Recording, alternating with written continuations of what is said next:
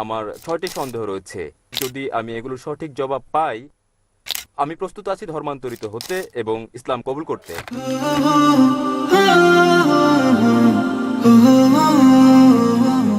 ওকে, good evening সবাইকে।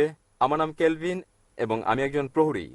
আহ, আজ আমি এখানে এসেছি কারণ আমার 6টি সন্দেহ রয়েছে, যেগুলো আমি বিশ্বাস করি যদি আমি এগুলোর সঠিক জবাব পাই, আমি প্রস্তুত আছি ধর্মান্তরিত হতে এবং ইসলাম কবুল করতে।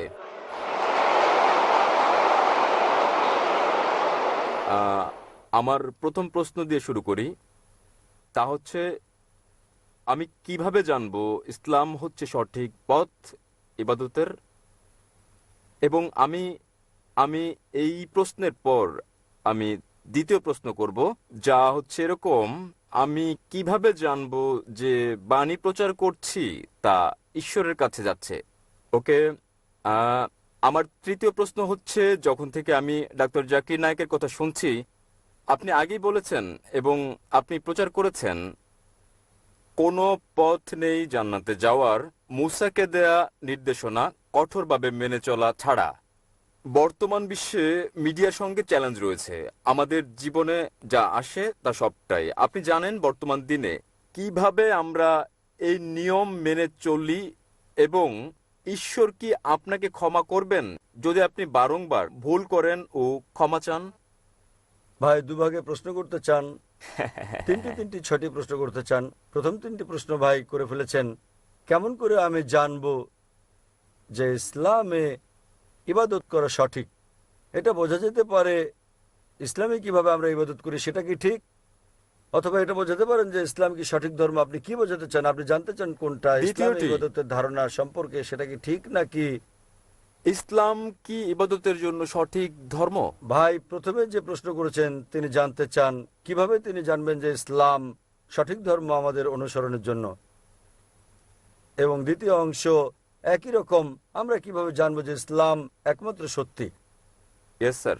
এবং তৃতীয়টি হচ্ছে, তিনি বলেছেন, আমার একটা লেকচারে বলা হয়েছে, যীশু খ্রিস্ট তারপর শান্তি বর্ষিত হোক বলেছেন, যদি আপনি জান্নাতে যেতে চান আপনাকে সব নির্দেশনা মানতে হবে এবং তাওরাতে উল্লেখিত সকল নিয়মের অনুসরণ করতে হবে।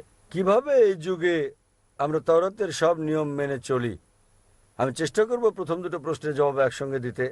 কি করে আপনি জানবেন যে ইসলাম সঠিক ধর্ম ইবাদতের জন্য, এবং কি করে আপনি জানবেন যে ইসলাম একমাত্র সত্যি? ইসলাম এসেছে আরবি শব্দ সালাম থেকে, যার মানে শান্তি। এটা আরও এসেছে আরবি শব্দ সিলম থেকে, যার মানে আল্লাহর কাছে নিজের ইচ্ছাকে সমর্পণ করা। ইসলাম মানে সর্বশক্তিমান ঈশ্বরের কাছে নিজের ইচ্ছাকে সমর্পণ করে শান্তি অর্জন করা। এবং কোনো গ্রন্থের দাবি যে সেটা ঈশ্বরের বাণী, যে কোনো ধর্মকে প্রমাণ দিতে যে এটা সর্বশক্তিমান ঈশ্বরের কাছ থেকে এসেছে, এই ওহী, এই গ্রন্থ, এই ধর্মকে সময়ের পরীক্ষায় উত্তীর্ণ হতে হবে। অতীতে সেটা ছিল অলৌকিকতার যুগ এবং মহিমান্বিতকরণ হচ্ছে অলৌকিকের অলৌকিক। পরে আসলো সাহিত্য এবং কাব্যের যুগ। মুসলিম ও অমুসলিম আরব পণ্ডিতেরা একই সুরে তারা দাবি করলেন যে মহিমান্বিত কোরআন ছিল পৃথিবীর বুকে সবচেয়ে ভালো আরবি সাহিত্য। তবে বর্তমানে যদি কোনো ধর্মগ্রন্থ কাব্যিক ঢঙে বলে যে পৃথিবী সমতল, আধুনিক দুনিয়াকে তা গ্রহণ করবে?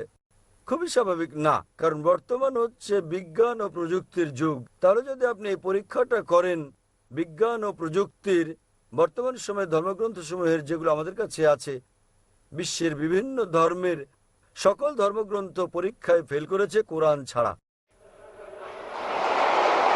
আর আমি একটা লেকচার দিয়েছি কোরআন ও আধুনিক বিজ্ঞান সাংঘর্ষিক নাকি সামঞ্জস্যপূর্ণ বিষয়ের উপর।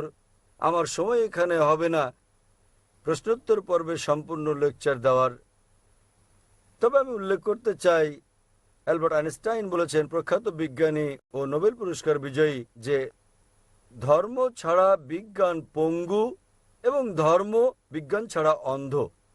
আমি আপনাদের মনে করিয়ে দিচ্ছি, মহিমান্বিত কোরআন কোনো বিজ্ঞানের গ্রন্থ নয়, SCIENCE, বরং এটা একটা নিদর্শনের গ্রন্থ, SIGNS, এবং এতে ৬,০০০-এর বেশি নিদর্শন রয়েছে। মহিমান্বিত কোরআনে ৬,০০০-এর বেশি আয়াত আছে, যার মধ্যে ১,০০০-এর বেশি আয়াত বিজ্ঞান নিয়ে বলেছে। যদি আপনি তুলনা করেন বৈজ্ঞানিক সত্যগুলো যা আমরা জানতে পেরেছি, আমরা দেখতে পাই যে বিজ্ঞান যা সম্প্রতি আবিষ্কার করেছে, হতে পারে 50 বছর আগে, 100 বছর আগে, 200 বছর আগে, 400 বছর আগে, মহিমান্বিত কোরআন তা উল্লেখ করেছে 1400 বছর আগে। কোরআনে বিশ্ব সৃষ্টি সম্পর্কে বলা হয়েছে সূরা আম্বিয়া অধ্যায় নম্বর 21 আয়াত নম্বর 30-এ, যা বিগ ব্যাং সম্পর্কে বিজ্ঞানীরা জেনেছেন কিছুদিন আগে, তারা 50 বছর আগে আবিষ্কার করেছেন, তা কোরআনে উল্লেখ করা হয়েছে 1400 বছর আগে।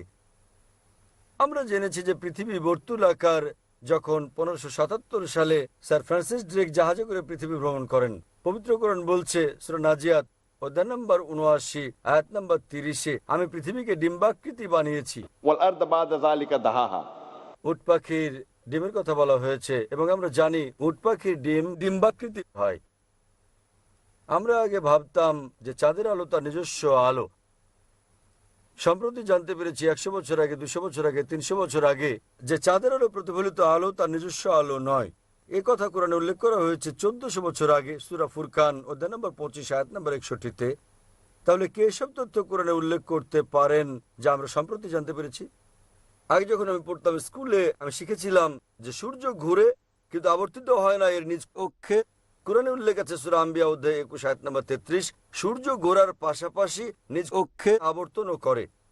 আজ বিজ্ঞান জানতে পেরেছে যে সূর্য ঘোরে, এছাড়াও নিজ অক্ষে আবর্তন করে, যা কোরআনে উল্লেখ করা হয়েছে 1400 বছর আগে। এভাবে কোরআনে বলা হয়েছে উদ্ভিদ সম্পর্কে, জীব সম্পর্কে, প্রাণী সম্পর্কে, ভ্রূণবিদ্যা সম্পর্কে, জিন সম্পর্কে।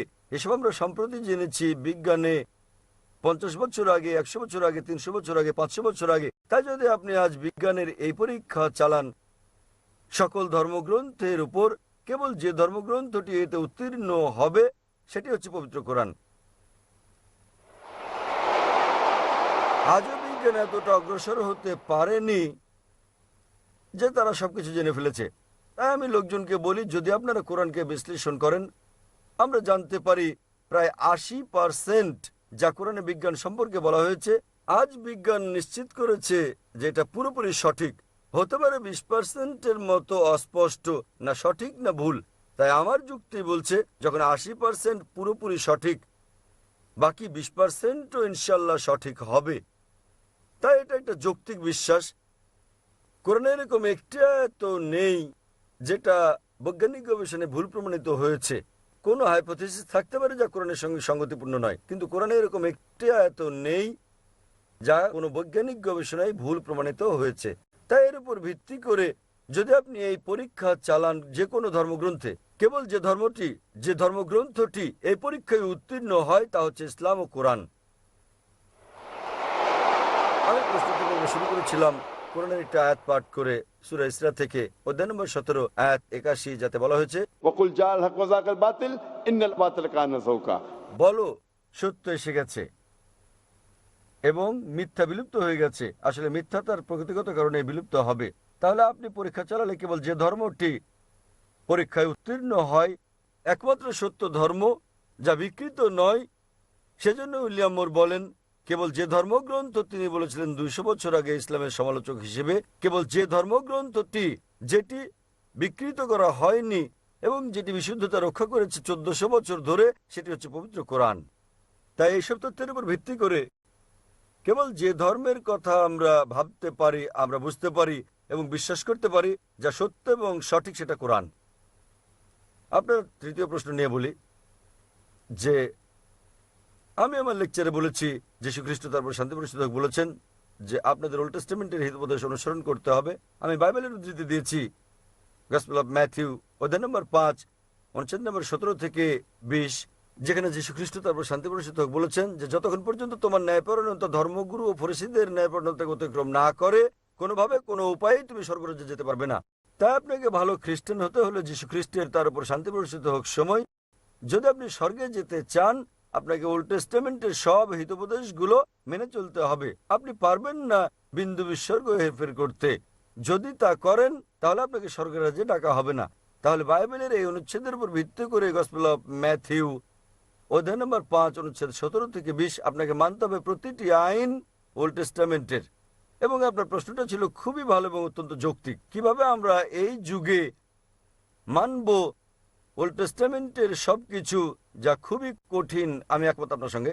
সে কারণে যীশু খ্রিস্ট তারপর শান্তি বর্ষিত হোক আরো বলেন, গসপেল অফ জন অধ্যায় নম্বর 16 অনুচ্ছেদ 12 থেকে 14, তিনি বলেন, তোমাদেরকে আমার অনেক কথা বলার আছে, কিন্তু এখন তোমরা তা সহ্য করতে পারবে না। যখন সত্যের আত্মা আসবেন, তিনি তোমাদের সত্যের দিকে নিয়ে যাবেন। তিনি নিজে থেকে কিছু বলবেন না, তিনি যা শুনবেন তাই বলবেন। তিনি আমাকে গৌরবান্বিত করবেন। এখানে যীশু খ্রিস্ট তার উপর শান্তি বর্ষিত হোক ভবিষ্যৎবাণী করেছেন সর্বশেষ ও চূড়ান্ত পয়গম্বর, সর্বশেষ ও চূড়ান্ত নবী মুহাম্মদ সাল্লাল্লাহু আলাইহি সাল্লামের। অর্থাৎ যখন তিনি আসবেন, তিনি তোমাদের সব সত্যের দিকে নিয়ে যাবেন। তার মানে যীশু খ্রিস্ট তার উপর শান্তি বর্ষিত হোক জানতেন বাইবেলে যা বর্ণিত আছে তা সবকিছু অনুসরণ করা যাবে না। পরবর্তীকালে হতে পারে কয়েক শতাব্দী পর, সেজন্য তিনি বলেছেন যখন সত্যের আত্মা আসবেন, তিনি তোমাদের সত্যের দিকে নিয়ে যাবেন। নবী মুহাম্মদ সাল্লাল্লাহু আলাইহি সাল্লাম সম্পর্কে বলেছেন।